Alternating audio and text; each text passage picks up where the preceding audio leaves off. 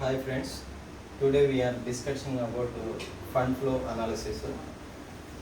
Yesterday మనం part one వీడియోలో introduction గురించి చెప్పాము. ఫండ్స్ ఫ్లో అనాలిసిస్లో ఫండ్స్ ఫ్రమ్ ఆపరేషన్ గురించి నిన్న వీడియోలో చెప్పేటప్పుడు ఏం చెప్పానంటే ఇది మొత్తం ఇలా ఉంటుందన్నమాట. ఫండ్ ఫ్లో ఆపరేషన్ అనేది మనం ఐడెంటిఫై చేయాలంటే ఫస్ట్ నేను చెప్పాను కదా P&L account. Yesterday video part 1 video చూస్తే కనుక మీకు అర్థమవుతుంది. ఇప్పుడు పార్ట్ 2 వీడియోలో వచ్చేసి profit after tax and appropriation అనేది మనం ప్రాఫిట్ అండ్ లాస్ అకౌంట్ ద్వారా మనం తీసుకుంటాం అనమాట. దీన్ని ప్రాఫిట్ అండ్ లాస్ అకౌంట్లో ఏదైతే నెట్ ప్రాఫిట్ వచ్చిందో ఆఫ్టర్ ట్యాక్స్ పే చేసిన తర్వాత దాన్ని ప్రాఫిట్ ఆఫ్టర్ ట్యాక్స్ అంటాం. అండ్ ప్రాఫిట్ ఆఫ్టర్ అప్రాప్రియేషన్స్ అంటే అవి ఎక్స్పెండిచర్స్, ఇన్కమ్స్ అవన్నీ ఉన్నాయి కదా, వాటిని అన్నింటినీ కన్సిడర్ చేసిన తర్వాత దాన్ని అప్రాప్రియేషన్ అంటారు. అంటే ఆఫ్టర్ ట్యాక్స్ అండ్ అప్రాప్రియేషన్స్ చేసిన తర్వాత వచ్చిన దానికి మనం ఏం చేయాలి, non cash expenses, transport reserves, తర్వాత అంటే ఏదైతే ఆర్గనైజేషన్లో ఆపరేషన్స్ ద్వారా వచ్చిన ఏదైతే నాన్ క్యాష్ ఎక్స్పెన్సెస్ ఉన్నాయో వాటన్నింటినీ మనం యాడ్ బ్యాక్ చేసుకోవడం ఫండ్స్ ఫ్రమ్ ఆపరేషన్ అనేది ఐడెంటిఫై చేయొచ్చు. అందువల్ల ఈ స్టేట్మెంట్ని మనం ప్రిపేర్ చేస్తున్నాము. ఫండ్స్ ఓన్లీ ఫ్రమ్ ఆపరేషన్స్ అన్నప్పుడు ఫస్ట్ P&L అకౌంట్లో నెట్ ప్రాఫిట్ని ఐడెంటిఫై చేసిన తర్వాత ట్యాక్స్ కట్టిన తర్వాత అప్రాప్రియేషన్ చేసిన తర్వాత ఏదైతే ప్రాఫిట్ వచ్చిందో ఆ ప్రాఫిట్కి మళ్ళీ రివర్స్లో P&L అకౌంట్లో ఉన్న వాటినే యాడ్ బ్యాక్ చేయడం, లెస్ చేయడం జరుగుతుంది. అప్పుడు నెట్ మన ఫండ్స్ ఫ్రమ్ ఆపరేషన్ అనేది మనం ఐడెంటిఫై చేస్తాం అన్నమాట. ఈ స్టేట్మెంట్లో యాడ్ బ్యాక్ ఏమేమి చేస్తామంటే నాన్ క్యాష్ ఎక్స్పెన్సెస్ చేస్తాం. ఫస్ట్ వీడియోలో చెప్పాను, ఏమైనా డౌట్ ఉంటే దాంట్లో చూసుకోండి. నాన్ క్యాష్ ఎక్స్పెన్సెస్ అంటే డిప్రిషియేషన్, రైట్ ఆఫ్, ప్రొవిజన్స్ ఏదైతే కరెంట్ అకౌంట్కి ఎఫెక్ట్ చేయవో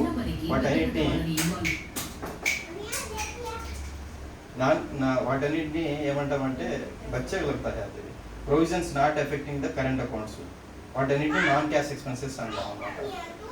ట్రాన్స్ఫర్ టు రిజర్వ్స్ అంటే మనం ఏదైతే P&L అకౌంట్లో ఉందో ఆల్రెడీ ఆ ఎగ్జిస్టింగ్ కంపెనీలో ఉన్న P&L అకౌంట్ ప్రిపేర్ చేసిన తర్వాతనే కదా ఇవన్నీ మనం చేసేది స్టేట్మెంట్స్. ఆ P&L అకౌంట్లో ఏదైతే మనం రిజర్వ్స్ అకౌంట్కి అవుట్ ఆఫ్ P&L అకౌంట్లో ఉన్న నెట్ ప్రాఫిట్ ద్వారా రిజర్వ్స్ అండ్ సర్ప్లస్ అకౌంట్కి ఏదైతే ట్రాన్స్ఫర్ చేసి ఉంటామో అది కూడా అవుట్ ఆఫ్ పాకెట్ ద్వారా కంపెనీ నుంచి బయటకు వెళ్ళదు కాబట్టి రిజర్వ్స్ అకౌంట్లోనే ఉంటుంది కాబట్టి వాటిని కూడా మనం యాడ్ చేస్తాం అన్నమాట. అంటే ఇవన్నీ ఏంది ఫండ్స్ ఫ్రమ్ ఆపరేషన్స్ని ఐడెంటిఫై చేయడం కోసం ఇవన్నీ ఒక ఫార్మేట్, మొత్తం యూనివర్సల్ స్టాండర్డ్ ఫార్మేట్ ఇదే ఇంకా ఉండేది. ఇప్పుడు ట్రాన్స్పోర్ట్ టు రిజర్వ్స్ ఏదైతే అమౌంట్ ఉందో డెబిటెడ్ చేసినాము P&Lలో వాటిని కూడా PAT అండ్ అప్రాప్రియేషన్కి యాడ్ బ్యాక్ చేయాలి. Non operating expenses and losses అంటే ఏం లేదు, మనం P&L అకౌంట్లో ఫస్ట్ వీడియోలో చెప్పుకున్నాము. P&L అకౌంట్లో ఇచ్చిన ఏదైతే P&L అకౌంట్లో all expenses and losses debit చేస్తాము, ఆల్ ఇన్కమ్స్ అండ్ గెయిన్స్ని క్రెడిట్ చేస్తాము. ఈ ఇన్కమ్స్ అండ్ గెయిన్స్లో ఏదైతే ఉందో బై గ్రాస్ ప్రాఫిట్తో పాటుగా కొన్ని ఇండైరెక్ట్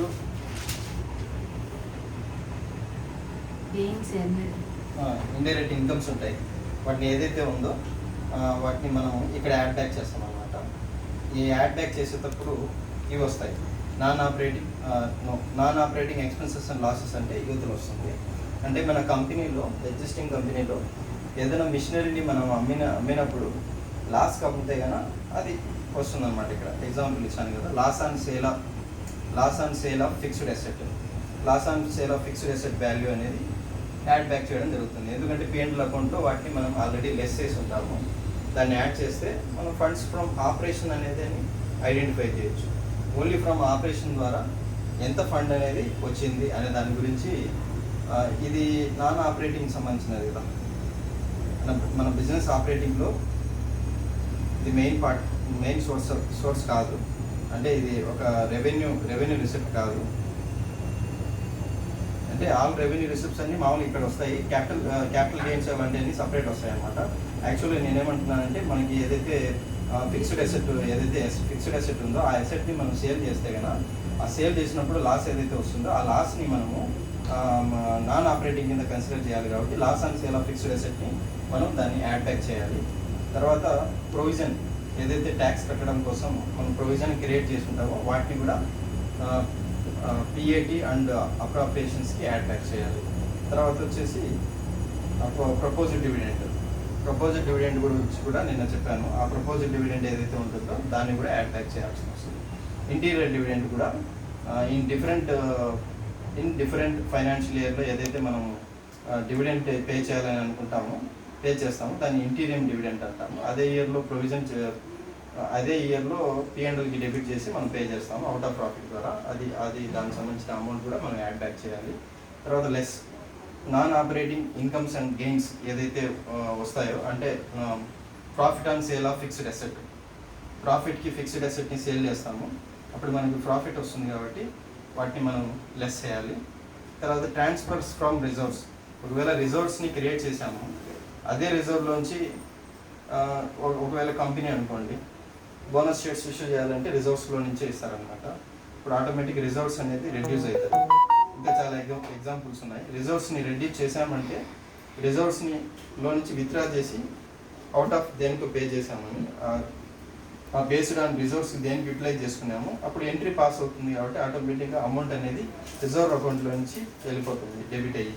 కాబట్టి వాటిని కూడా మనం మేనేజ్ చేయాల్సి వస్తుంది. ఎందుకంటే అవుట్ ఆఫ్ పాకెట్ ఇది వెళ్ళిపోయింది కాబట్టి, రిజర్వ్స్ అకౌంట్ నుంచి డెబిట్ వెళ్ళిపోయింది కాబట్టి అప్పుడు మనకు ఫండ్స్ ఫ్రమ్ ఆపరేషన్ అనేది అమౌంట్ వస్తుంది. ఇది అమౌంట్. ఇంకొకటి ఇంకా దీనికి ఎంట్రీస్ అంటే ఏంటి, ఎంట్రీస్ ఎలా ఉంటాయంటే example provision for tax entry create చేయాలి. ప్రొవిజన్ ఫర్ ట్యాక్స్ ఎంట్రీ మనము ఎంట్రీ రాసేటప్పుడు ఎలా రాస్తాం,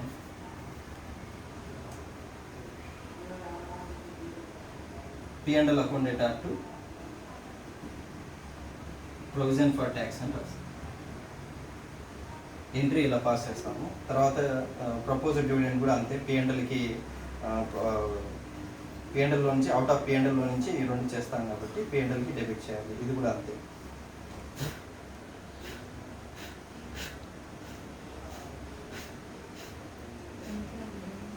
ఇక్కడ చెప్పాలంటే ఈ P&L account data to provision for tax అనేది, ప్రొవిజన్ ఫర్ ట్యాక్స్ అని P&Lకి డెబిట్ చేసిన వెంటనే మనకి ఇన్కమ్ ట్యాక్స్ వాళ్ళకి అంటే ట్యాక్స్ రూపంలో కట్టాల్సిన అవసరం ఉండదు కాబట్టి జస్ట్ ఎంట్రీ పాస్ చేసి P&Lలో ఉన్న నెట్ ప్రాఫిట్ని తగ్గించుకుంటున్నాము.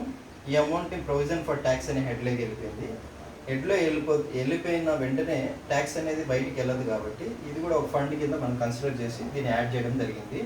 ఒకవేళ ఇది ఎప్పుడైతే ఈ అమౌంట్ పే చేస్తామో అప్పుడు tax paid to the bank ద్వారా పే చేస్తాం కాబట్టి అప్పుడు మనం ఏదైతే పే చేసినా ఎప్పుడైతే ట్యాక్స్ పే చేస్తామో వెంటనే దాన్ని అప్లికేషన్ ఆఫ్ ఫండ్లో తీసుకోవాలన్నమాట. కాబట్టి ప్రస్తుతానికి ప్రొవిజన్ ఫర్ ట్యాక్స్ అనేది ఎవరికి పే చేయము, జస్ట్ ఎంట్రీ పాస్ చేసి P&L అకౌంట్లో ఉన్న నెట్ ప్రాఫిట్ని తగ్గిస్తాం కాబట్టి దీన్ని యాడ్ బ్యాక్ చేసుకోవాలి, ఆ ఫండ్ ఉంటుంది కాబట్టి. ఇంకొకటి ప్రపోజ్డ్ డివిడెండ్ కూడా అంతే, ఇంటీరియం డివిడెండ్ కూడా అంతే, P&Lకి డెబిట్ చేస్తాం మోస్ట్లీ. ఇవి at the time of payment చేసినప్పుడు దీని అప్లికేషన్ ఆఫ్ ఫండ్లో మనం వేరే స్టేట్మెంట్ ఉంది, అంటే అది స్టేట్మెంట్ వచ్చేసి ఫండ్ ఫ్లో స్టేట్మెంట్. ఆ స్టేట్మెంట్లో అప్లికేషన్ ఆఫ్ ఫండ్ ఉంటుంది అనమాట. దాంట్లో ఈ మూడు మళ్ళీ రిపీట్ అవుతాయి పేమెంట్ చేసినప్పుడు, అప్లికేషన్ కింద వెళ్ళిపోతుంది. తర్వాత ఇక్కడ non operating incomes and gains ఏదైతే ఉన్నాయో అవి profit on sale of fixed asset చేసినప్పుడు ప్రాఫిట్ ఏదైతే వచ్చిందో దాన్ని మాత్రమే మనం P&L అకౌంట్లో కన్సిడర్ చేస్తాం కాబట్టి ప్రాఫిట్ని మాత్రమే లెస్ బ్యాక్ చేసాము. ఒకవేళ బ్యాంక్ ద్వారా కానీ క్యాష్ ద్వారా వచ్చిన డబ్బులు ఏదైతే ఫిక్స్డ్ అసెట్ సేల్ చేసి వచ్చిందో దాన్ని సోర్స్ కింద కన్సిడర్ చేసి ఫండ్ ఫ్లో స్టేట్మెంట్ అని ఇంకో స్టేట్మెంట్ ఉంది, దాంట్లో వస్తుంది దాని ఎఫెక్ట్. అంటే బేస్డ్ ఆన్ ఎంట్రీ ద్వారా అయితే కన్నా ఇలా ఉంటుంది అనమాట. ఓకే, మీకు తెలిసిందే డిప్రిసియేషన్ అంటే తెలుసు, ఫిక్స్డ్ అసెట్ మీద వేస్తాము. రైట్ ఆఫ్ అంటే ఫిటిషియస్ అసెట్స్ మీద వేస్తాము. గుడ్ విల్, కాఫీ రేట్స్, వీళ్ళు ఇలా. Provisions not affecting the current account అంటే ఇవే. నేను ఇక్కడ రాయాల్సినది ఇక్కడ రాసేసాను. ఈ provisions not affecting the current account అంటే ఇవే. అంటే కరెంట్ అకౌంట్ని నాన్ కరెంట్ అసెట్ అవుతుంది. When at the time of payment is made అప్పుడు ఆ ఫండ్ అనేది మన ఆర్గనైజేషన్ నుంచి బయటకు వెళ్తుంది కాబట్టి అప్పుడు అప్లికేషన్ ఆఫ్ ఫండ్ కింద చూపించాలి. మనం ఈ స్టేట్మెంట్ ప్రిపేర్ చేసేటప్పుడు అయితే ఈ అమౌంట్ని మటుకు P&L అకౌంట్ డెబిట్ చేస్తాం కాబట్టి వీటన్నిటిని మనం యాడ్ బ్యాక్ చేస్తే అప్పుడు మనకి ఫండ్స్ ఫ్రమ్ ఆపరేషన్ అనే స్టేట్మెంట్ అనేది వస్తుంది.